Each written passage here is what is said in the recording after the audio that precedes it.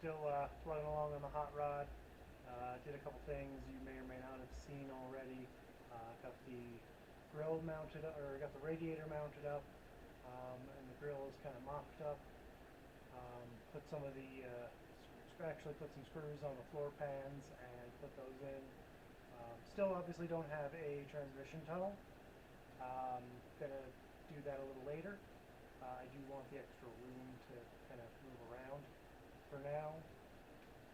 But since most of the pieces are in, we've got, you know, the accessory drive, we've got the radiator, we can run the engine for an extended period of time. I figured it's about time to start wiring. So most people are afraid of wiring, they kind of see it as a big chore.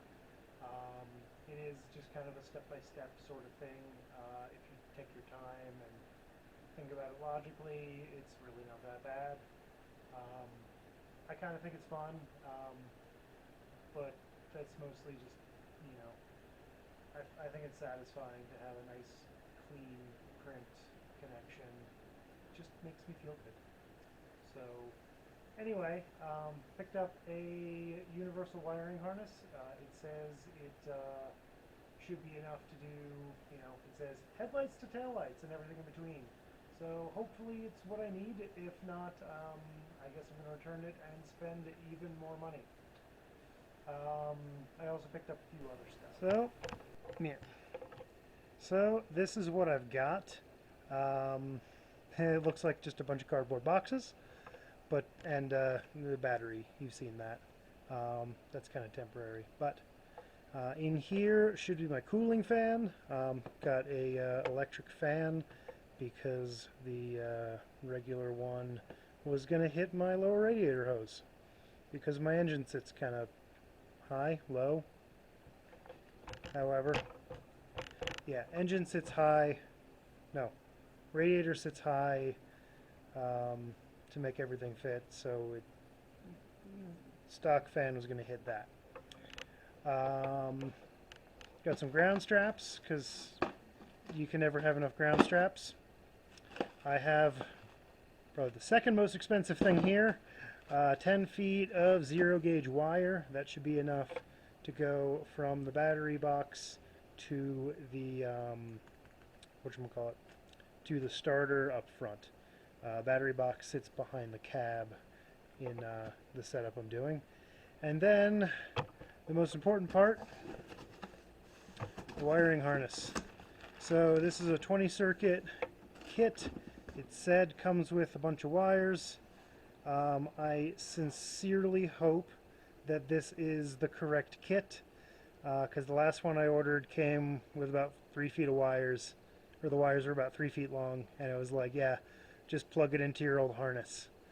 I'm nervous because I've already been in here.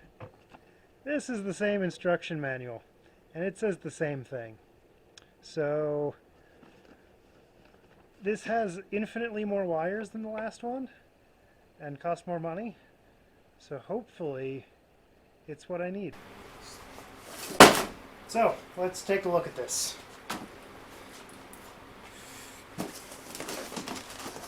I sincerely hope this is actually the right one because I wanted to wire this in the other week, but it was the wrong one. And like I said, it came with wires that were about 3 feet long. Also, I apologize if you can hear it, but I've got a fan running in the background because it's hot. So, this is looking promising. The wires go from the front all the way up to the back. That is a very good sign.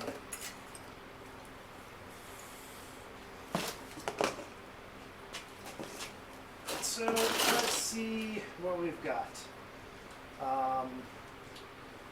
Got the fuse block right here. We've got some relays. One of them is, I think, maybe fan. One of them is fuel pump. I'm obviously going to be running a fan, but I'm not running a fuel pump. because I've got the mechanical one. But I might be running a electric fuel pump in the future. So that's always a nice kind of thing to do.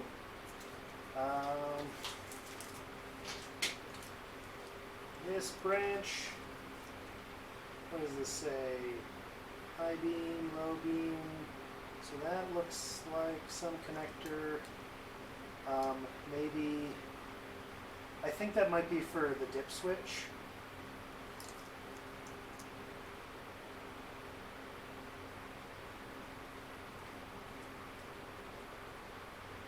Ignition switch.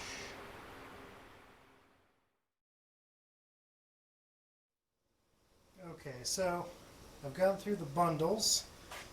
As I was saying before, obviously we got our fuse block. That goes to the steering column.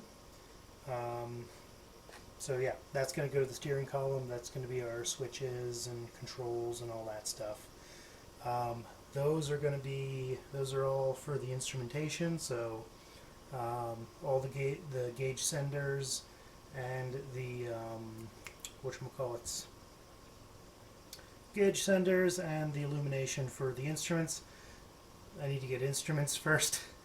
And then I've got the rest of those ribbons.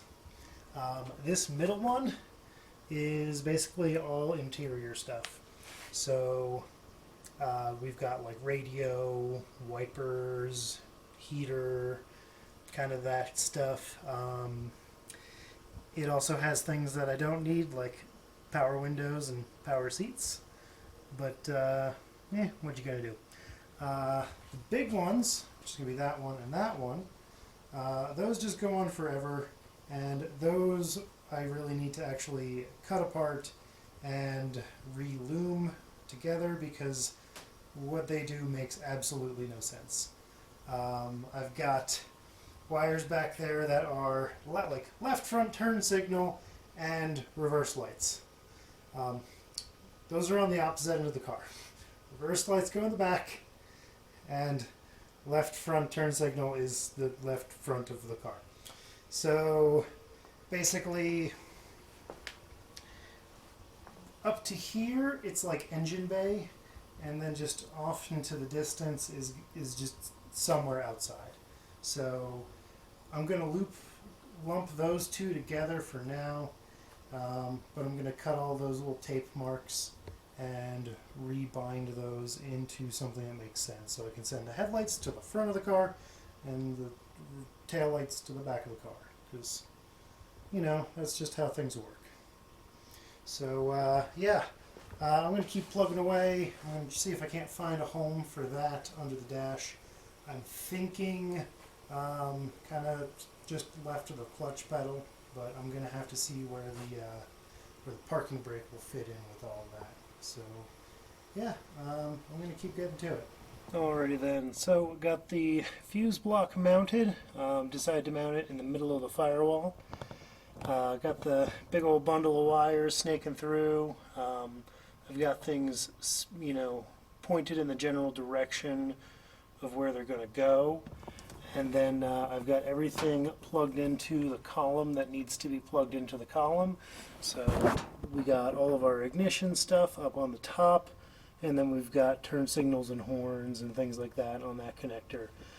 It did come with all the connectors I needed, so that worked out really well. That bulk right there is going to be mostly interior stuff, so that's going to be things like the dome light, radio, fan, and then the signal wires for things like the brake light switch, as well as like the reverse light switch and things of that nature. Then I've also got, that is everything that's going to the gauge cluster. So we've got the wires that'll go to the sending units for the oil pressure and coolant temp sensor. We've got one for a clock, one for a cigarette lighter. So I can actually mount a cigarette lighter in this. That'll be cool. Not that I smoke, but charge your phone, all that good stuff. Um, in addition to that, I've got the things that come out the front. I've drilled 2 holes and added some gaiters, little grommets. Everything out here, that's going to be sending unit, wire to the coil, wire to the choke, and exciter wire for the alternator. Down there is where the main harness goes, and that comes into 2 splits. So one of them being, horn and lights, and then the other one being basically tail lights, as well as fuel pump and sending unit. I don't have, not running a fuel pump. I actually took that out, but the sending unit will be useful. And if I do end up running a mechanical pump or a electric pump at some point, it'll be nice to have the wire already back there and ready to go. And I did check with the test light, at least the starter trigger and the coil one do work on the key, as well as the front turn signals. I don't think my test light had enough resistance to make the flasher relay flash, because it was just constant. But hopefully when I put real lights on there, they will flash. So that's the goal there. Moving back, again, you can see the wires strewn across. Those are going to be tucked into the frame rail, but right now they're just back there for some testing purposes. Got my battery mounted and hooked up. That's a ground that came off the harness, and then that's a power that came off the harness. I was thinking about hooking that straight to the starter as you normally would, but they gave me so much wire I figured I might as well just have it directly go to the battery. And if I want it to the starter and want to shorten it, then I can do that later. The one thing that is absent is the big main power line that goes to the starter. It's a little late right now, but I'll probably do that tomorrow. I just need to crimp an end on the one end, and then I'm going to clamp it into there. I got these cheapy clampy terminals.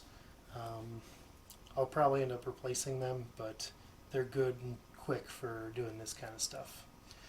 But that's where we are with that, and I'm going to keep plugging away and get some of that stuff hooked up, because I do want to see if I can get this thing started on the key. That's my goal. I need it started on the key, and I want my lights to work. Once I do that, the bed's going to go on, and I'm going to see about getting this thing registered. Because if I have all my indicators and it works on the key, there's nothing to keep me from driving this thing down the road. So we'll keep plugging away. Okay, so it's going to be time to make the main power cable, the one that goes from the battery to the starter. I did buy some ring terminals from Harbor Freight. I picked these guys up from the welding section, but they're not going to be quite right. Reason being, this is for number 2 gauge. I thought I had 2 gauge wire, but I bought 0 gauge wire, so that probably won't fit in there. And then number 2, the second issue is the hole's a bit too big. So this is the one that I took off of the starter. This was off of an original GM cable. There's the cable. I took that off with questionable means. But it is off, and I am going to reuse it. Probably not the best idea, but not terrible.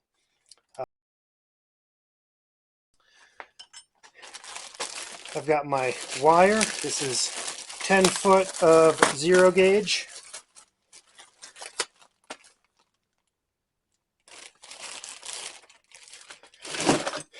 And that will go into there. First thing I got to do is trim off the insulation. and I don't have strippers big enough, so we're going to just use a razor knife.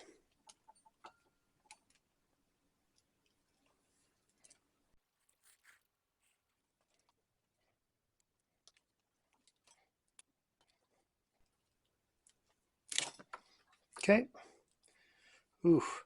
This is a nice cable. Those are nice and soft, and the insulation is kind of nice and silky.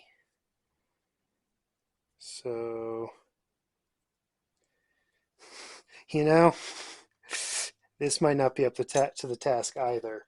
Let me just double check real quick with the Harbor Freight guys, because if it does fit, then I think I might have to use them.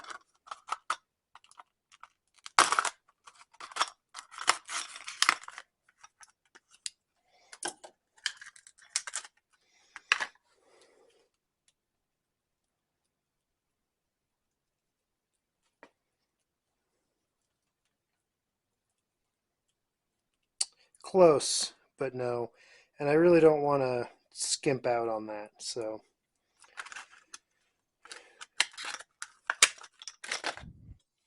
Okay, guys, it is a few days later.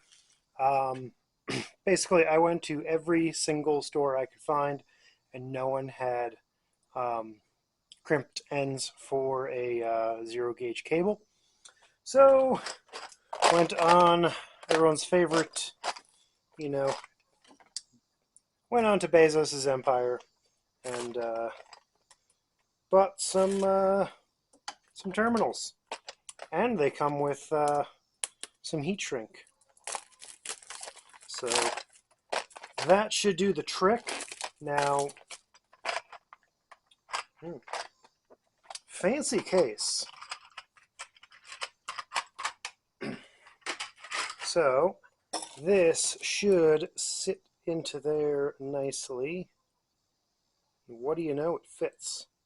I am actually going to trim just a little bit more insulation off because, well, I need to trim a little bit more insulation off.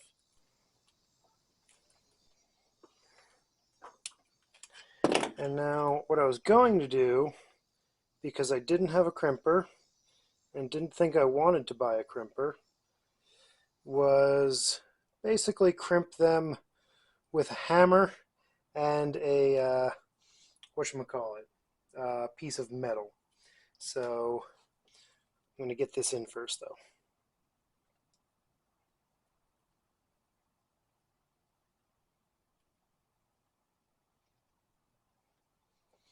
Okay.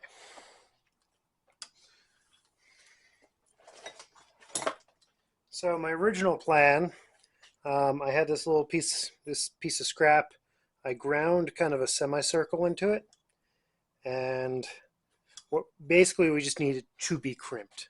So what I was going to do was hold it like that and smash on with a hammer in a couple spaces. That would basically cinch down and cause a crimp. But since I was ordering this, I ordered something else. So in this box should be a crimper as well as some cable cutters. So I don't know how much I'm going to use the cable cutters, but it was like $5 more to get the cable cutters, so I figured I'd get the cable cutters.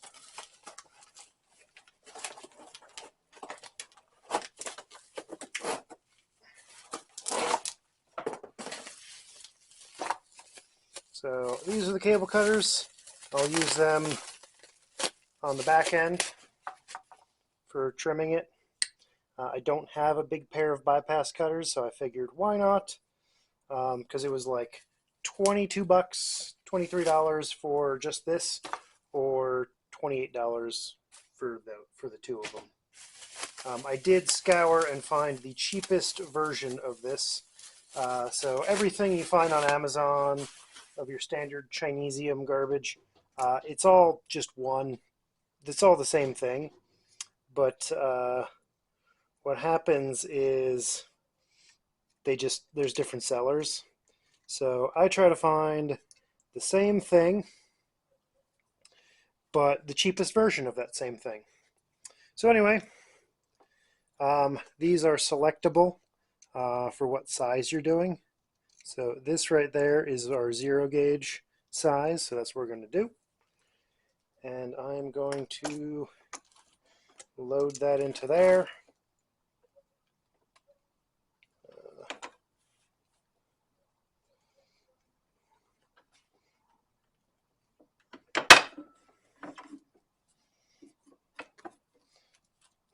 And give that good solid crimp.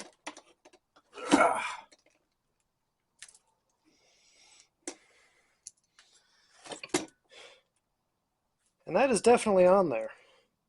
So, big fan of that. I think I'm going to give it a second crimp, kind of in the other direction at the tip.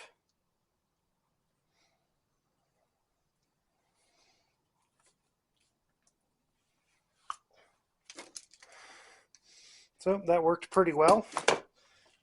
And that's a nice, good, strong connection. So now we're going to take our heat shrink. It's very nice of them to give us some red heat shrink instead of just black. We're going to take our lighter and give that a shrink.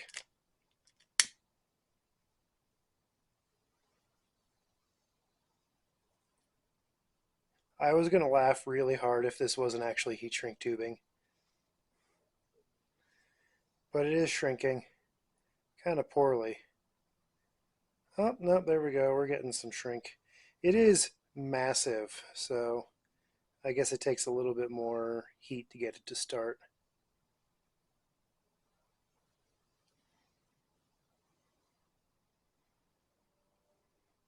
Suppose I could be using a heat gun for this, but where's the fun in that? Alright, not the best heat shrink I've ever used, but it does get the job done. So now, what we're going to do is I'm going to mount this side to my starter motor, and then basically snake the rest of this through the frame rail out to the battery, and we're going to crimp it, or we're going to cut it, and then we're going to add the clamp-on terminal to the backside, and then we might be able to start the truck. So, got that installed. I don't know if you can see that bit of red in there. It's hot. That's hot because I've already started it. So starting it on the key does work.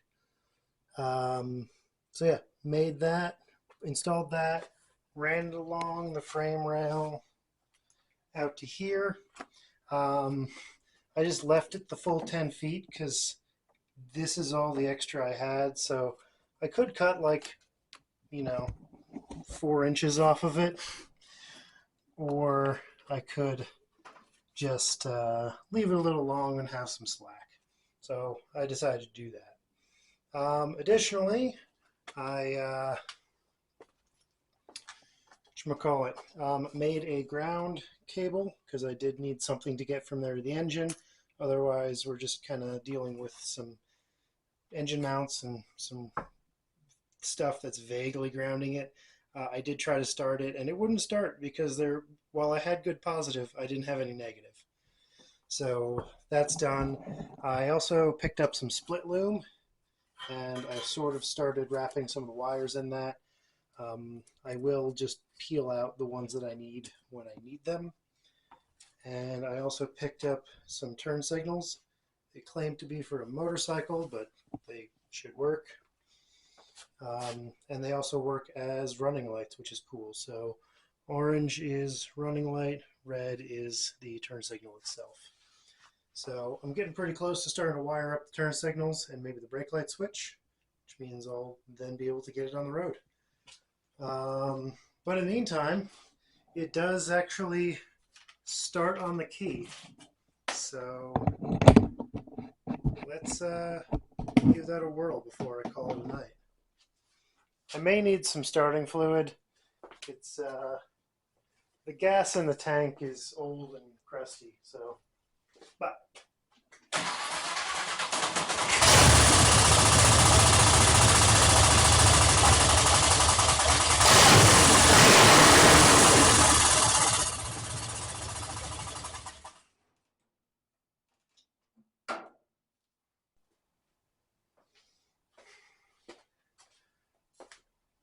I bet that made the speaker happy. Sorry for your ears.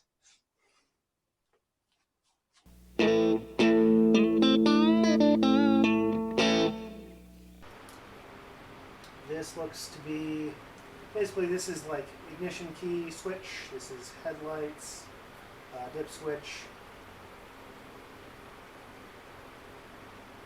turn signals, brake lights, ignition switch.